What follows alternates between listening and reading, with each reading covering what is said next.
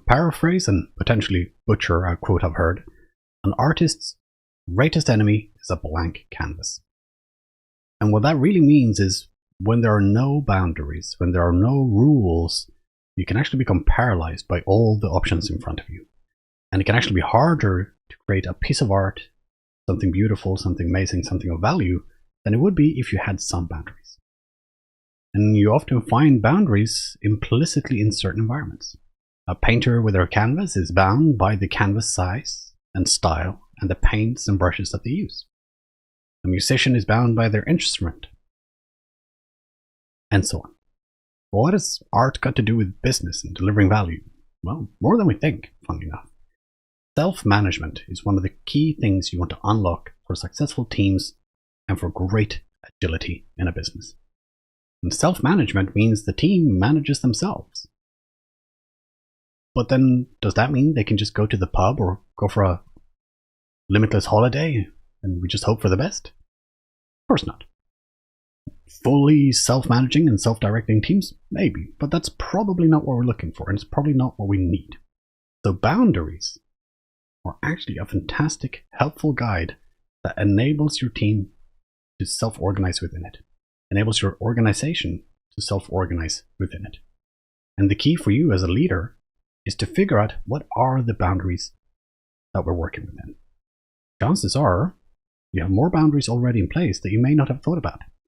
Simple ones are things like, what hours of the day do we work between? Is it 8 till 4, 9 till 5? Do we work split shifts, midnight shifts? Some days on, some days off? Who knows? Those are all boundaries. Do we work Monday to Friday? Do we work weekends? Can we choose the days we work? And so on. These are all different boundaries within which we operate. And having the boundaries in place actually enable us to do better. So what we need to do as leaders is we need to figure out which boundaries are needed in our environment. Which boundaries are the important ones where we say, you can do whatever you need to within these walls, within this area. And then, of course, we have to hold people to account for that. So when people do go beyond the boundaries, we call that out. We hold them accountable. Maybe you have some kind of performance process already where if someone does something that is not correct, they are held to account somehow. Be it a warning or some kind of write-up or conversation that happens, etc.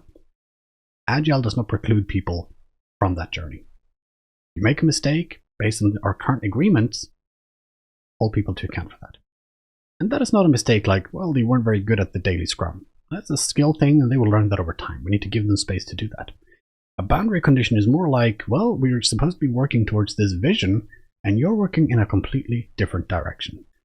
That is beyond the bounds that you are allowed to self-organize within.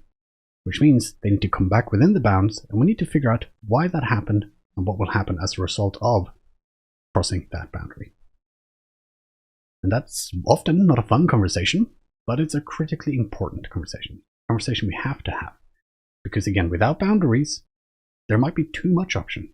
And chances are you will not get what you wanted because, well, there were no boundaries within which to operate, so you didn't clarify what you wanted. But also, people can get paralyzed by the choice. Right? There's too many options available, so people don't really know where to go next. So having some boundaries are usually actually more liberating than having no boundaries.